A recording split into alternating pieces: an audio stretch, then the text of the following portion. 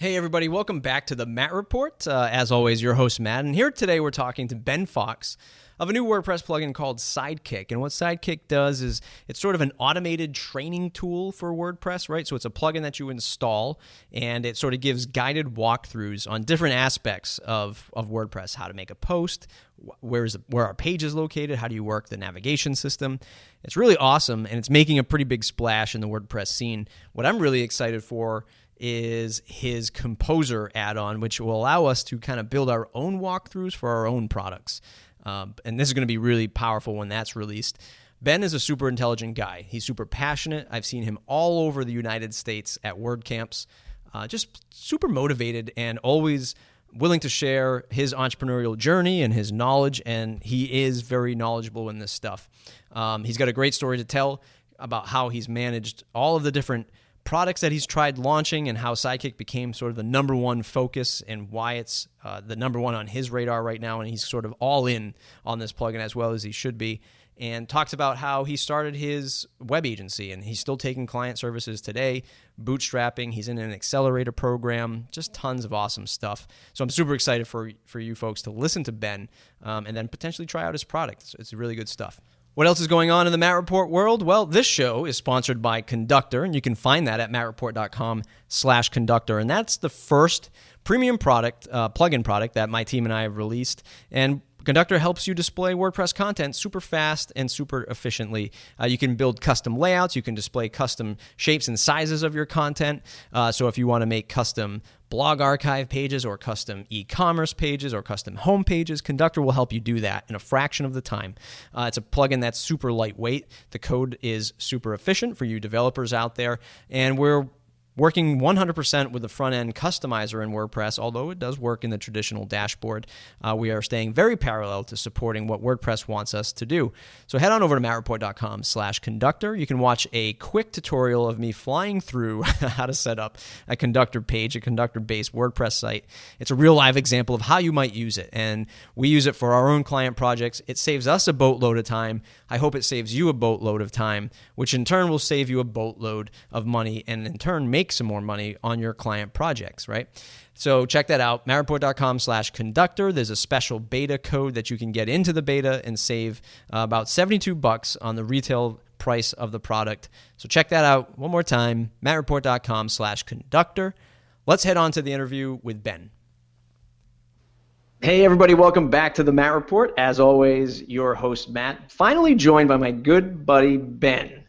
I've seen Ben at 5,000 WordCamps across the country, and every time he came up to me, he was like, dude, we got to do an interview. I got this awesome stuff that I'm working on. I've got 5,000 employees spread across the planet. We're doing some fun stuff. You have to have me on. Please, please, please have me on. So finally today, Ben Fox, co-founder of FlowPress, and recently announced Sidekick Pro. Ben, welcome to the program. Thanks, Matt. So you are probably the closest related to myself. You're like a doppelganger of me, if you're so lucky to be donned that kind of title. But you're running an agency. You're building product. Give folks the 2-minute elevator pitch: who you are and what you do. Sure. So we are like you said, we have an agency and a product. We're based out of the Ryerson Digital Media Zone in downtown Toronto, Canada. We're very lucky to be here. It's an incubator, about 70 startups, all tech-based. Great environment. Sidekick.pro is a guided, interactive support and onboarding tool for basically anything web-based. We're, of course, starting with native WordPress integration because WordPress is what we know and love. We are 100% bootstrapped, which is something we're very proud of, and we've managed that by having a services agency that we call FlowPress, which literally stands for the love of WordPress. We don't have a website. We've been around 2 years. We just haven't had time. We're like the shoemaker without shoes. But we've got a great list of clients that we were very much like the Jerry Maguire, fewer clients, more time per client. It works out for everybody better that way, and we've managed to sync to become profitable quickly, which is something we're very proud of, and then, of course, turn around and sync those profits and hiring awesome developers and getting Sidekick off the ground. Yeah. One of the other products that you have, WPUniversity, and we sort of talked earlier in the show and in your pre-interview, is that another product that sort of just, I don't want to say failed, but it was just something that lacked the ability for you to focus on, or there's just not a great opportunity there like you saw when you started building Sidekick? Yeah, so that certainly hasn't failed, and the WP University, WPUniversity.com is something we're actually very proud of. It's just we had to choose a focus, and originally Sidekick was called WP University, and then we realized that we had something greater than if you can imagine, greater than just the WordPress community, and so we split it out, and WP University became our free, how-to WordPress blog. Where we focused on, not quite the quick snippets that you get at like WP Beginner. We wanted more in-depth learning, and we just haven't had a chance to build it out like we want to. So it's there. We've put some money and time into it, and we have, we have to focus, right? So we're focused down on Sidekick. I totally understand that. Running an agency and trying to build a product is challenging, to say the least. Fun. So, at what point did while you were running your agency, how have you been sort of managing the time, client time, building time, either and sales time to find new clients to fund these products? Like, how do you figure all that stuff out? I think it was at WordCamp Miami. Someone asked on the business panel, asked why or how do you find work-life balance in doing everything, and someone got up and said, it doesn't exist. It's just, when you're an entrepreneur, you give up. My favorite saying is, entrepreneur is someone that will work for 3 years like no one will, so they can live the rest of their life like no one can. And I think that's the goal. So there is no balance.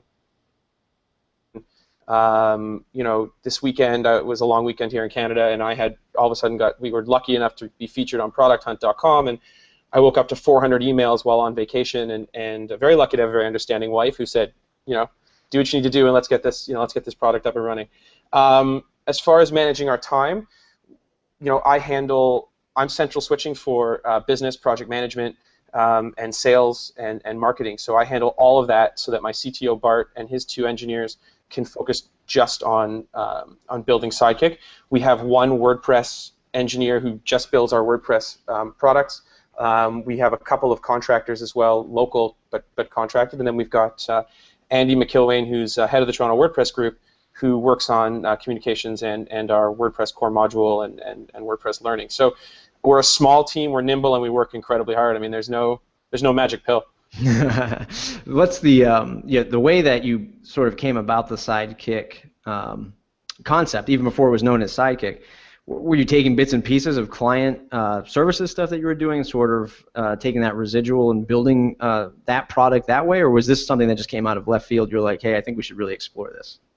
So my business partner and I both worked out of something called the Center for Social Innovation, which was it's another small incubator in Toronto, and they have 2 offices, and we both had desks there, and we were both WordPress developers. He's more of the technical side, I was more of the business side, and we were both searching, as it turned out, both searching for each other.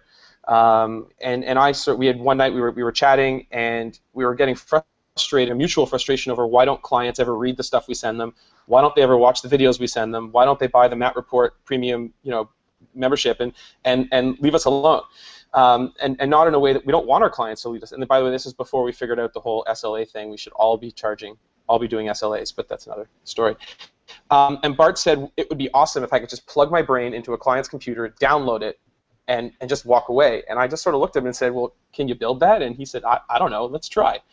And that's really the basis of this, is to put a WordPress expert directly into your WordPress dashboard and have that expert walk you through step by step. So at the end of each walkthrough, you've actually completed your task. There's no leaving your flow. There's no watching a video and coming back. It's do it and learn it as you go. And Bart and I took the unusual step of only knowing each other 3 months before we became partners and invested together in this business, and it's worked out. I want to know more about that before we move on to more technical stuff in the interview. What was that like? I've been in situations where partnerships have been really great, but then I've also seen the really bad stuff Yeah. of partnerships, especially three-way partnerships, without somebody to bounce off and be that silent voice. What about you? Was it just a handshake, or did you actually go right to contract? What was that like? We we started slowly, having been through, myself and Bart having both been through sort of partnerships that didn't work and deals that didn't work. We were both cautious. So we had a handshake deal. We said, I mean, it came down to we were working slowly on it and working a little bit more on it, a little more. We got a proof of concept done.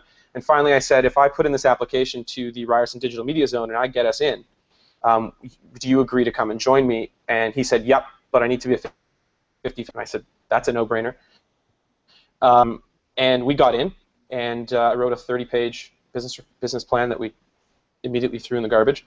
But yeah, but that's what they require, right? They just wanted to see you some thinking. And then we went to a lawyer and we paid. We knew, having been through both being through bad partnerships in the past, it was worth the $1,500 to incorporate and get the shareholders agreement and really just put a box around the whole thing. And from there, so that it was official, and then from there, it took some time before Bart agreed to finally fold his web development agency and into what is now FlowPress, and I agreed to fold mine. But we were very much more comfortable with things that are on paper. But I think now, we just become such good friends that it's worked out. What remind me about what the program is that you're in? Is it like an incubator? Is it like it's a non-funded incubator, right? You're just in there with other smart people getting great advice from other people. Yeah, so the Ryerson Digital Media Zone has really, really grown up, and that's a whole other story. And I encourage anybody who, especially if you're in Toronto or Southern Ontario, to check it out. But anyone should take a look. The Digital Media Zone itself is just an incubator, so you get desk space and you get a receptionist and internet, and they take care of you, and you get free rent for 4 months. But what we got into was called RFI, which is the Ryerson Futures Inc., and they're actually an accelerator program that offers funding. We are the only RFI company to not ever take funding, and we didn't give up a percentage of the company. We kept it all to ourselves, and we were very lucky. I find the harder we work, the luckier we get, in that around the time that they had offered us some funding, we landed a bank who basically paid us the same as the funding would have been, and we didn't have to give anything up except time. So you can get funding. It's a great program. The advisors, especially in RFI, are phenomenal. The space is great. We're right at Yonge and Dundas, which is like the Times Square of Toronto. So the subway's right under us, and it's been hugely helpful. But no, we didn't take any funding, and still managed to get quite a bit out of it. What part of it is hugely helpful? Is it the executive team that you get introduced to, or is it working alongside other startups, or is it just because you guys have to report to an office every day and not just a coffee shop? It's all of those things plus. So once a month we meet with our own peer group, or an assigned peer group, and we have to report to each other. So all the CEOs from, there's 6 CEOs in my peer group, and we're responsible to each other for hitting metrics. And telling each other what's going on. I've got advisors, guys who used to work, were VPs at Accenture, as an example, or of these who I can just sort of knock on their door, walk into their office, and say, hey, WPEngine just called. What do we do? And that's been a huge help. The office, definitely having somewhere to go every day is a big deal. Having to put pants on really makes it. They frown on not wearing pants. And being surrounded by some incredibly smart people. I mean, I've learned there are so many awesome startups here and ideas, and just being able to walk over to another CEO, excuse me, and say, hey, I heard you got funded, or we're having this issue with an enterprise client. How would you handle it? And they can draw on their experience. It's something you don't get when you've got your own basement office somewhere. What kind of advice do they offer you when a WPEngine does come a knocking? Is some folks might be like, okay, WPEngine, one of the biggest managed WordPress hosts, X amount of clients, that's probably $5 a client, so they should charge. So we should charge them $78,000 a month. Yeah, something like that. What did they tell you? Do they just say, you know what, do it for the exposure, or charge so you aren't, so you are making some revenue off of them? The pricing is obviously very complicated thing, and the advice we got, which was great, was one, go slowly and figure out everybody's needs and make sure there's value, but also make sure you charge. Don't give it away. Don't ever give it away. our advisors gave us the advice. Chris Lemma being one of the advisors that gave us his advice is there's a lot of value in Sidekick, and anyone who sees that, the clients you want are the clients that see that. And we were very lucky with, particularly in WPEngine's case, they're very big on investing in the WordPress community and in their user experience, and they recognize Sidekick as something that will help both. So they agreed. They're a paid client, and we're very proud of that. Certainly, you want to make sure that your very first clients are getting some benefit of being, hey, they're first, they're taking a risk, and there's something built into the price on that. But yeah, you need to charge. Giving it away for free, anyone will take anything for free. But if you really want them to commit, charge them. In terms of this, we'll dive into sort of the strategy of that real quick for folks who are listening who are launching a product. In fact, I'm launching a new product at my company. It's a plugin. It's our first sort of official commercial plugin, and you're doing sort of this on your plans and pricing page.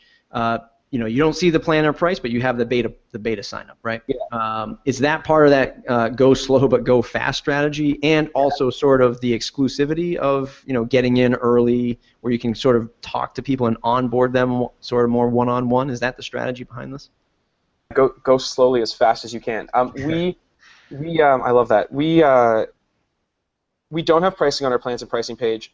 The reason for that is really not to be mysterious, although it certainly does add to it. It's more that when we want to hear from our community, we want to know what the value is. We've played with some pricing. We've quoted some pricing to people just to see their feedback and reaction. And what we learned was we don't know it. We don't have enough information yet. We have an idea at the enterprise level. It was easier to price because we know how much it costs every time somebody picks up the phone. So we know what our value is, and then we know what our competitors are charging. But the WordPress, especially the WordPress community, is an interesting pricing beast because we need to be weaned off this unlimited thing. Yeah. And how do we do that?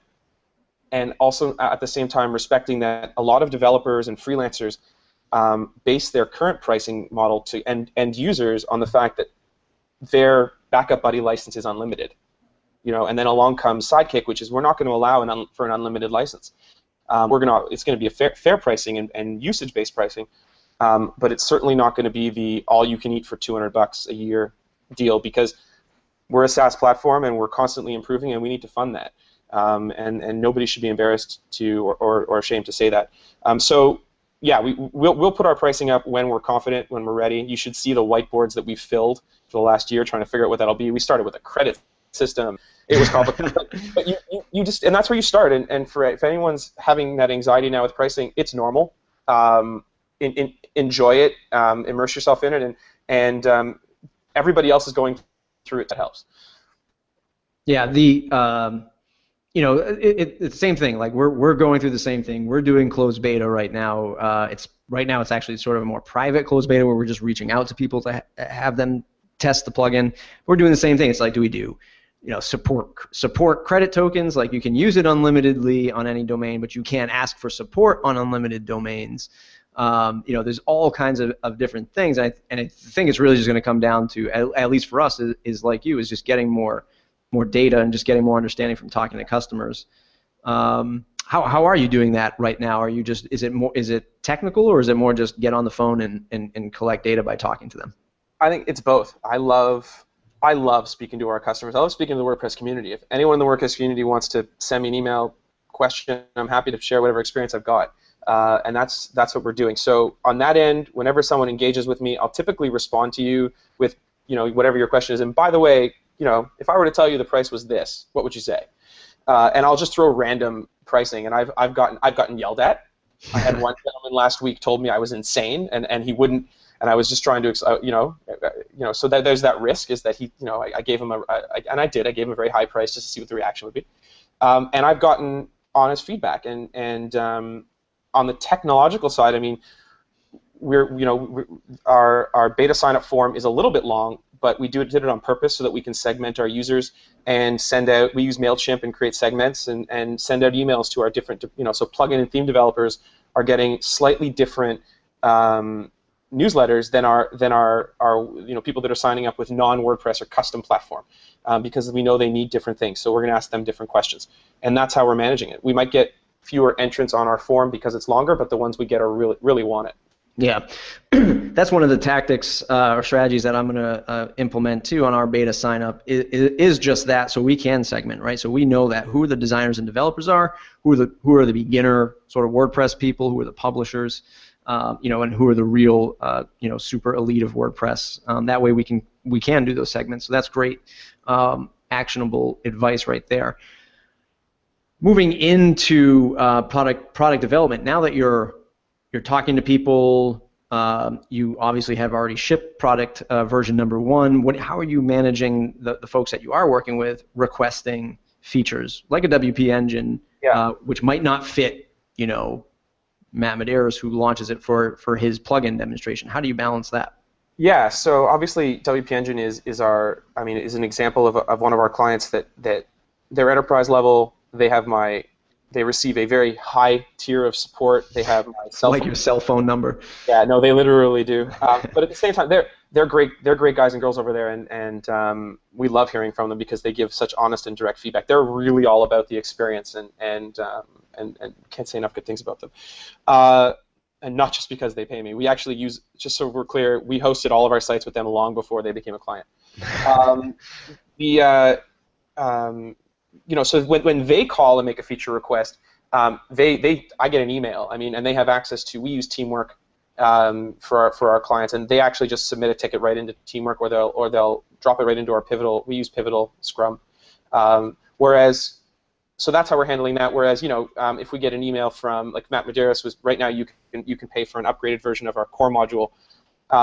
Those clients, they receive obviously get priority, but you'll submit a form on our site, and it'll come in, and it's not quite as direct or as quick as the feedback you would get as an enterprise client, but that's what an enterprise client pays for. Yeah. Let's talk about just the tools that you're using for that. I noticed in the pre-interview that at one point you did use Trello. Now you're using another product called Pivotal for Scrum. I've always sort of struggled with, I don't know how to put this, like the digital way of doing Scrum. Like I know how to do it on the wall, and it's just so much easier and more tangible that way. But how does this product handle doing that Scrum project? Yeah, so we like you said, we started with Trello. We actually started before Trello. We had something custom, which was a bad idea, and then we went to Trello. And then because for our agency side, our clients wanted something a little more professional, more direct, so we went to Teamwork. And then my developers, the engineers, came and said, Teamwork's not working for us, and we don't want to go back to Trello. How about we try this Scrum thing? And I said, fine, but we need to use sticky notes and put them on the wall. And they said, well, how about we buy a 52-inch screen TV? My guys love to buy equipment. And we just project it for you, Ben. How about you just be able to look up and see where we're at? And I said, fine, as long as I can see the updates and things moving around, and I get, for those of you familiar with Scrum, I'm the product owner, so I get to do final approval on features, which is great. And so I don't care if it's digital or sticky notes on the wall or on a whiteboard, as long as we see movement. And so my guys love dragging and dropping, and it's actually great because eventually we plan on integrating it with whatever, either Zendesk, Freshdesk, whatever it is we use, and then tickets can be dropped in directly, and we can start assigning those to engineers. So we've started ourselves on a path to really some awesome management of the Sidekick platform. So that's what we use Pivotal. It's great. One of my engineers is actually roommates with one of the guys that works there, so we get great service, but you'll get it anyways, and that's what we recommend using. Do you consider yourself a designer or developer at all? Same answer I would have. How do I put this? I am prohibited from touching code. Yeah. I made a DNS change 2 weeks ago because I just wanted to help, and I took down the Sidekick plugin for 30 minutes, and I've now lost my credentials. Okay. Well, I'm not that bad. So I used to be a system admin, so at least I know not to break a zone file and take down. Yeah, I thought I did. I thought I knew enough. I know enough. I can write an href, and I can change some CSS colors, but I'm better served doing other things. Awesome. So that said, for the folks who that haven't jumped into like Scrum or Agile yet, what's the biggest benefit at a really simplistic level for using sort of PivotalTracker or just Scrum or Agile in general? It's got to be. That's a great question. it's the whole idea behind velocity and understanding. So what Scrum does is it at its most basic level is it breaks your available units down into like points, and at the beginning you have to determine how many points your team can get through in a week, and so let's just say it's 10, and then it makes planning for the following week and months really, really easy, because if your team can get through 10 points worth of work, you drop a whole bunch of feature requests or bugs or whatever into Pivotal, and then you start adding, this will take 2 points worth of time, and this will take 3 points, and you start to get a very clear picture of, okay, well, this roadmap as we have it is going to take us 6 months. Is that acceptable? And then you can move things around. So we've been trying to, for example, a great example, real life, is we've been trying to launch this beta for like 4 months, and we couldn't understand why we thought we were moving forward when in fact we were just spinning our wheels, because didn't have a deep understanding of what our real capacity was. And that was a scary thing, but now that we have it, it's so much easier. It's like you don't want to address it, and then when you do, life just gets better. Yeah. 2 examples. One, again, from our own experience of launching Conductor or working on Conductor, we were just adding, we were behind closed doors, and people are going to love it. People are going to love it. It's going to be on every WordPress site ever created for the rest of our lives, right? Yeah. And you're adding features, and you're just refining and polishing, and then you're never shipping, you're never showing it to people. Yeah. Secondly is you just don't know what that capacity is. So I'm going to turn the table to you. How did you adequately or fairly assess what your team was capable of? So like the typical maybe manager or owner is like, well, 100 points, of course, or 1,000 points. Like, Yeah. What do you mean 10? There's 1,000,000 points in a day. We can do so much. How did you fairly assess what your team was capable of to get to the demo launch? Or get to the beta. You know what? I'm very lucky to have a team that I trust. I trust highly, and I think everybody should have a great team. And there's not 5,000 of them, like you said on the top of the show. Unfortunately, there's 2 guys, both named Kyle, and then there's Bart, our CTO, and so we have 3 engineers. And when we implemented this, I said, okay, you guys go and come back to me in 2 weeks, and let's see. So I let them drive, because I trusted their judgment, and they're incredibly invested in getting out. Our whole team, to have a startup, your whole team has to be excited about it. And one of the things we're big on is making sure that I do whatever I can to help my team be successful, and in return they show a love and passion for the product. So the short answer is I trusted them to come to me and say, Ben, here it is. This is our velocity, and then as their manager, as the CEO, then I get to say things like, okay, well, I see some efficiencies could be gained here, and I start asking questions, and through those questions and answers, we're able to tweak. I'm able to get a couple more points out of them, because engineers love to sometimes over-engineer, or they love to indulge, and so they need to be managed, but I don't overmanage, and trust your team, and then at least for the first little while, and then start making small tweaks and seeing how you can help. Yeah, I again can't agree anymore. I mean, I think, especially for the folks who are listening to the Matt Report, some folks are passionate, like WordPress agencies that have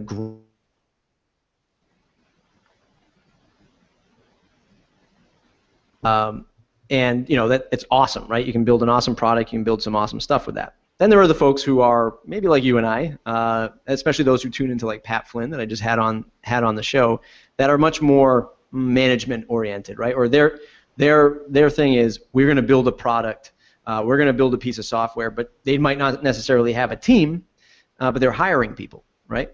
Right.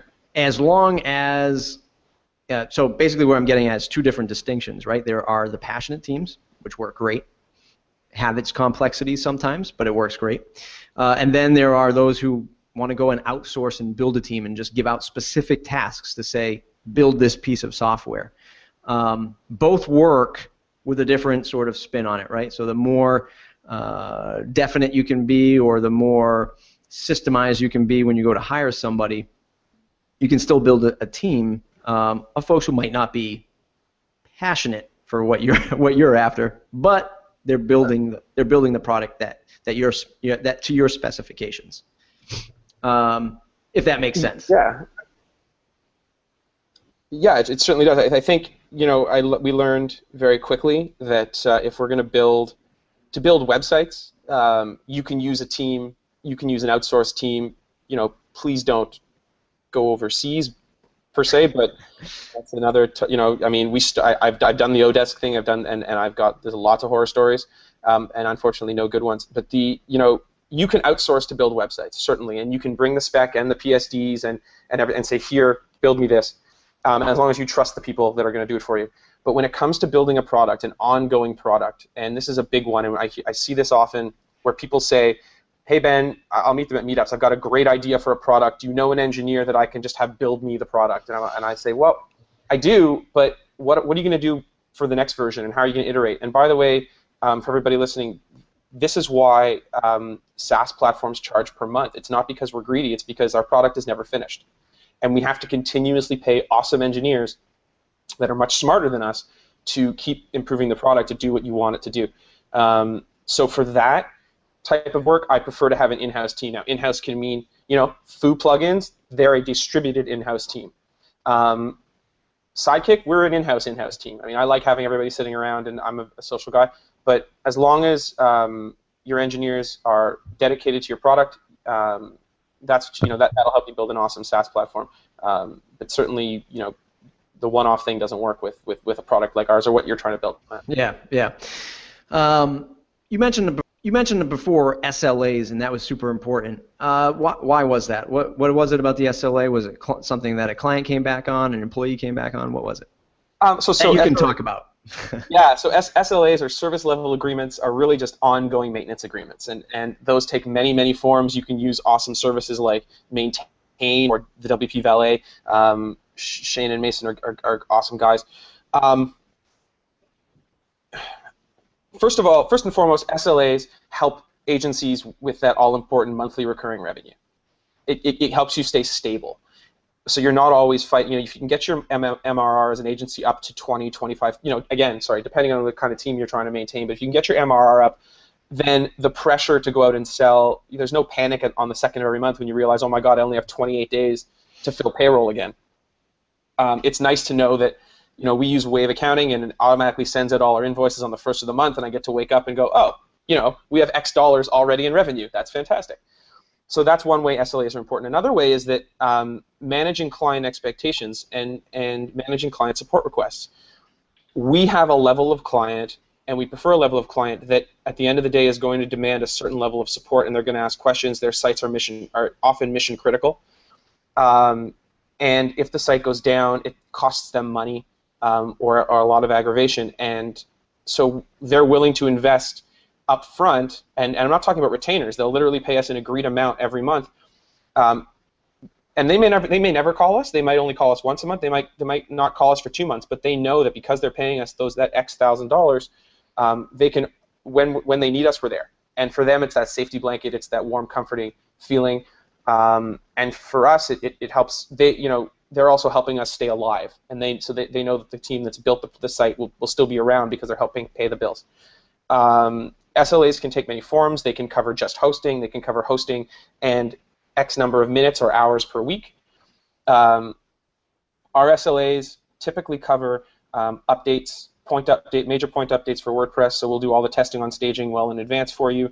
Any plugin or theme that we installed or customized for you, we take responsibility for, or we warranty. So if it breaks, we fix. If you go ahead and install something on your site that we didn't install, and you're just doing a little cowboy coding and it breaks, that's not covered.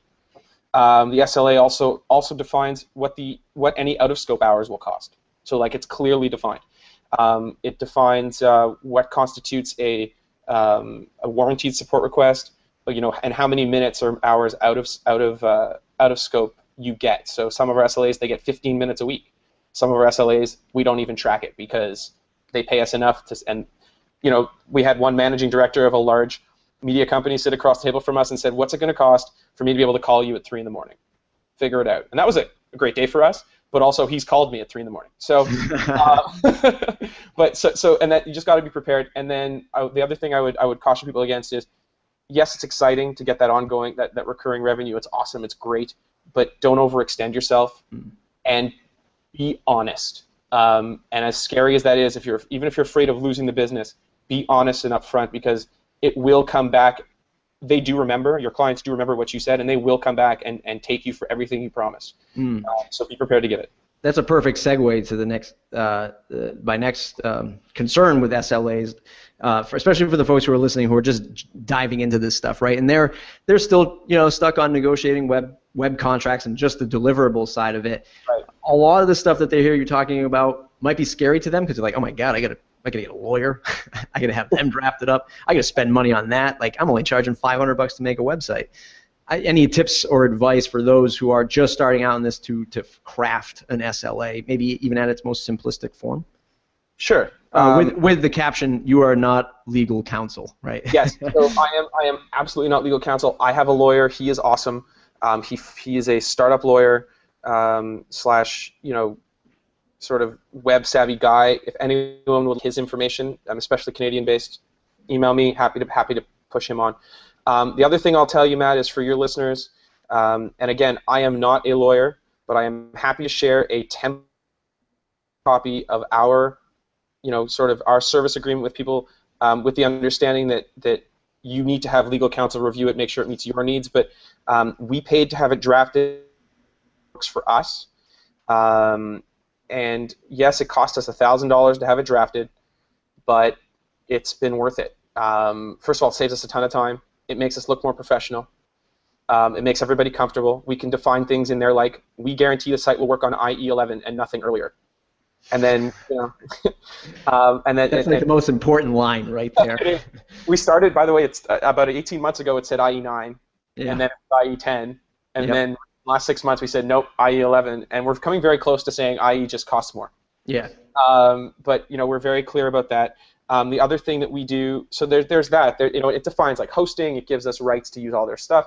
But then we have the most important part of your agreement is your SOW or your statement of work. And your statement of work outlines in detail exactly what you're doing for the client, gives delivery date, and it defines your mutual relationship. So we have a master service agreement that we sign, and then and it's all subject to whatever's written on and signed on the statement of work. And then our SLA is a separate document, usually a separate SOW, aside from building the website, that just defines what's covered in the SLA, and that's an ongoing. It just says delivery ongoing, and we're very clear on that. I'm very sticky with that. I make our clients sign that separately, and they love it. I mean, ultimately, they really like it. It's especially if they're spending. Clients who are spending $500, $1,000, even I find up to $3,000 or $4,000 might question why such detail is necessary, but those are the clients where such detail is incredibly necessary. When you get up to a higher level, $20,000, $30,000, $100,000, you're typically dealing with a person where it's not their money. The managing director of whatever, or the VP of whatever you're dealing with. Not saying they don't get it, but they're also at a level where they understand the need for contracts. But you definitely want to spend the $1,000. Yeah, please. Have a lawyer look at it and build it out. And if someone refuses to sign your contract, then they're not the client for you. Absolutely. That's one of the requests we get all the time is how do we make more money, right, in our WordPress freelance business? I want to grow an agency, or I just want to command some more dollars for my freelance expertise, and that's like the number one thing is having number one, at least that SLA or at least that contract that says what you're going to deliver, how you're going to deliver it, and when, and for how much. But then statements of work, the outlines, signed wireframes at maybe every step of the way or as best you can. Because number one, it's the folks who look at it say, why do I need all this detail? It's specifically because they need it the most. And then secondarily, if you start approaching bigger clients like universities or listed Fortune companies or any just organization that is not their money, they're going to look at you and say, where's your contract? And if you don't have one, they're going to look at you and say, oh, you're just too small. You're probably not capable of doing what we need, which 90% of us probably are. We're just not prepared for it. That's right. I want to dig just a little bit deeper onto the statement of work, something that I know that I struggle with. How much detail do you put in your statement of work ahead of time, right, to sort of close the deal? How much of that discovery time are you putting in for your clients, or have you been putting in for your clients before they hand you the first deposit? So that's a magic word for us, discovery. I love it. There was, I think it might have been Chris Lemma, although it might have been you who we were talking to, who gave us some great discovery, and that is charge for it. And so how much discovery work do we do? We typically charge 20 hours in advance. If a client comes to us and says we need a website, but we have no idea, here's what we want to achieve, we have no idea what's going on, and Bart and I look at each other and we just know from our experience that it's going to require some hours, we charge a $20 down payment in advance to do discovery. And then if the client decides to move forward once we present them with the results, we give them half of that back as a credit. But if not, then we've made our, we've been paid for 20 hours and we move on. Out of the discovery phase comes a very detailed estimate, which outlines exactly, like, we're down to like how many forms they're going to get, which each form is going to be, the template they're going to get. We use Teamwork for our estimating, and then we actually print out, we export to a PDF, so our SOW references the estimate that we create in Teamwork. If it's a site like, if you came to us and said, guys, here's what I need, there's probably not going to be much discovery in that, because you're a guy who knows what's going on. You might just need us to do something for you. We're just going to go straight to, we will spend the hour. We won't charge you to put up an estimate. I mean, but if it's going to be a lot of time, if the client wants to come in and have 2 meetings and have us meet with their, three VPs and whatnot, yeah, sure, we do a discovery phase, but we also tell them exactly what they're going to get at the end of that discovery phase, and that's typically wireframes, a sitemap, and a estimate. It's also, surprisingly, we were afraid of at the beginning to charge for discovery. We find that it's added quite a bit of legitimacy, and that VPs and V and C level members of a team are actually very open to the idea of doing discovery and very happy to use that as a stepping stone to get to know us. And they like the fact that we're about to put a ton of time in without a guarantee for additional work. And we respect them for that. So those are the clients you really love and you want. If you're only something, then yeah, we don't charge for that. But what we do is we certainly produce a detailed estimate, an outline of what the site will look like. You can write that right onto the SOW. We prefer to use Teamwork to export it as a PDF. Yeah. Again, couldn't agree anymore. In the case of our agency work, when we do. Same thing. We charge for discovery. We didn't in the beginning. There's always like, oh, you won't even talk to people. No, of course. I mean, there's always sort of, you spend that hour, you start talking to people and say, look, I mean, I can't give you all the answers. You gave me a 4. Recently I just got a 4 bullet point outline. Said, please give me a budget with this. And I'm like, where are your wireframes? What are your design examples? Yeah. What are your intentions? Where do these forms go when people sign up? Well, we haven't really figured that out yet. Well, okay, you need to figure that part out, and either your team needs to spend time figuring that out, and then literally, if you want to send it to us in Microsoft Paint, fine, I'll assess it and figure it out. Otherwise, we're going to need to set a team and explore this and discover this. If you're going to build a house, everybody loves to use the house reference, and you're just looking at a plot of land, somebody needs to go in and survey it to figure out where the water drains, what trees you can clear out, where are the gas lines, like you have to figure all this stuff out. So that's awesome, and definitely charge for your discovery. If you're afraid to, just charge for the 1 hour, right? If you're still, in the $1,500, $500, $1,500 range, charge an hour's worth of work. Yeah. And tell them that you need to kind of plot it out a little bit first, then before you know it, you'll be getting the $2,500 discovery things. And don't forget, a lot of people are like, oh my God, they're paying me for nothing. I'm just going to go ahead and do research. No, you're going to build something tangible. You're going to put a report together. It's going to have some wireframes, and then that's valuable to them, right? That's what consultants exist for. These clients could be hiring consultants to do this work to find people like us, whereas we're just going to do it for you. One last question on the formal interview. Back to products. Back to Sidekick. Sure. Sidekick is not just WordPress, and I'd imagine you are also looking for web applications, eventually probably mobile apps. Why go beyond WordPress? Why go into other spaces? That's a good question. I mean, I think one of the answers is obviously success and revenue. There's a lot. One of the things we learned in the last 3 days was, or didn't learn, but sort of had it dawn, was just how many SaaS platforms and how many different platforms there are out there. And 70 to 80% of the requests we got as a result of our ranking on Product Hunt were from non-WordPress based platforms.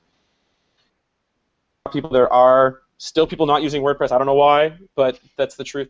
And so JavaScript, Ruby, Backbone. I had one guy who dropped into the questions and comments box. He just wrote Drupal with a question mark and a smiley face.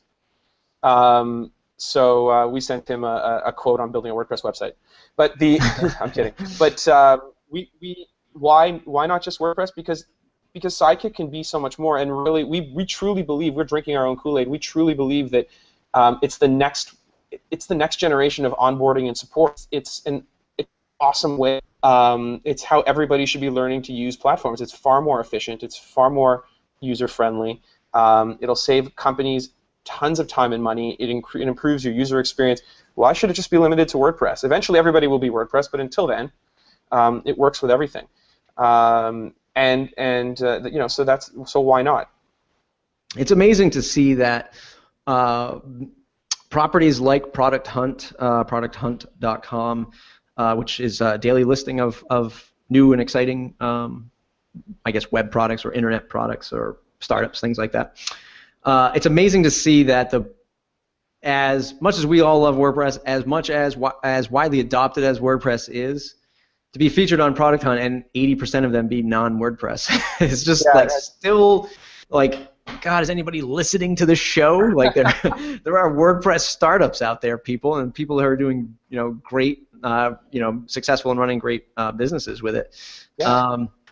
I'd imagine that early on, folks, and maybe even in the accelerator program, folks are saying, hey, look, you should really focus on the World Wide Web and not just WordPress. Yeah, first of all, most of these companies have WordPress-based websites. It's just their platforms aren't WordPress yet, and WordPress as a platform for app building is really just coming into it. I mean, it's so exciting to see what guys like AppPresser have managed to do, and it's coming, but it's not quite there yet. Our advisors, even our advisors in the WordPress world, said to us very early on, hey guys, this is bigger than you could than you're thinking, and you should probably focus on making it platform agnostic. And we did. We retooled. Sidekick can now be dropped into any any web-based platform, as long as it's not Flash,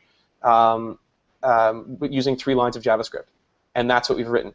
The beta will focus on WordPress just because that's the sandbox we decided to put in. But we are very quickly going to start working with a engine. Their portal is Ruby. Their portal is not WordPress based, and it's a proof so far that Sidekick works incredibly well outside of WordPress, and we're so proud of that.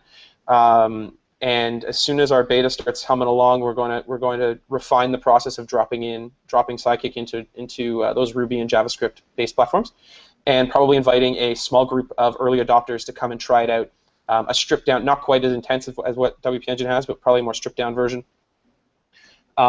Just to play with it and see it work.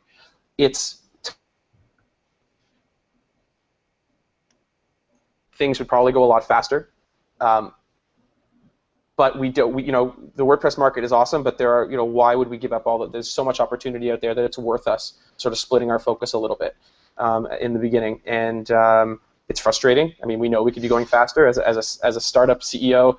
I want all the things and I want them right now, but patience pays off, and so we're going to go slowly as quickly as we can. It's amazing stuff. I can't agree any more on that. It's definitely a smart strategy, and we've seen it before with Clay Collins and Lead Pages, sort of starting out as a plugin or maybe even a theme, and then taking it even further and getting $5 million in investment. We see it with StudioPress and all the SaaS products that they have, especially their latest Rainmaker. And we see it countless times, and I think, hey, until the adoption of WordPress as an app platform, more so than it is now, we'll continue to see this sort of more widespread. And maybe there's more apps out there that are using WordPress that people aren't even talking about, right? Maybe they're just not saying it's built on WordPress. Who knows? But if you are one, I'd love to talk to you. I'm going to jump into the second segment of the show. Oh, excuse me, I have to ask one more question. Sure. You are launching or already launched a business entrepreneurial meetup of sorts, EastMeetspress. Let's talk about that real quick. So EastMeetspress was an idea. It's really simple. Brad Williams sent out a tweet and said, "How come the West Coast gets all the good meetups?" Cabo Press and all that stuff. And I said, "Well, let's do one." So it's very basic. I mean, the idea is to 15 or so WordPress or just web-based entrepreneurs. We've rented a really awesome beach house in North Carolina. It's the dates are September 17th to the 21st, 22nd. It's EastMeetspress.com. It's $600, all inclusive. So your bed, your food, your drinks. All you need to do is get there. And we're really excited about it. We've got some people from WPEngine coming up. We've got Brad Williams from Web Dev Studios is coming. I'm coming. My business partner Bart is coming with, and some other awesome people. So we have I think there's a few tickets left. Please come join us. We know that it's tough because there's so much happening. WordCamp Europe is going on, and I think Kiko Doran just announced another one in October, and we've got WordCamp San Francisco. But really, I mean, when else will you ever get a chance to sit on the beach, do some work, have lunch and dinner and breakfast with some really awesome folks, and then and at the same time get some work done. It's a very loose. There are no seminars and no sessions. It's come and relax, sit on the patio, have some great conversations, and the only scheduled times are meal times. And we'll have some cool lightning talks going on for that. So if you have any questions, Ben at Sidekick.pro, we'll hook you up. Yeah, definitely sounds awesome. I'll be away on vacation at that point, unfortunately. But I'd love to join next year. I will be going to Prestige Conf, which is put on by Kiko and a bunch of other folks. That's in October, so that'll be fun. But I think it's a new wave, right? I think what we're all sort of seeing is when you go to these WordCamps, like WordCamps are the most, $40, right, to go to New York. Oh yeah. Of course, besides staying in New York, which is $500, 1,000 times that. It's the value of the session. Like I talked to people there, like I can't believe I was able to meet all these people and ask them these questions, and then there's like the sessions that you can learn even more about stuff. I think this is the new wave, right? Is being able to go to these sort of meetups, enjoy yourself, have fun. You're still doing work, right? So your accountant is still happy about that. You can still sort of use this as a tax incentive.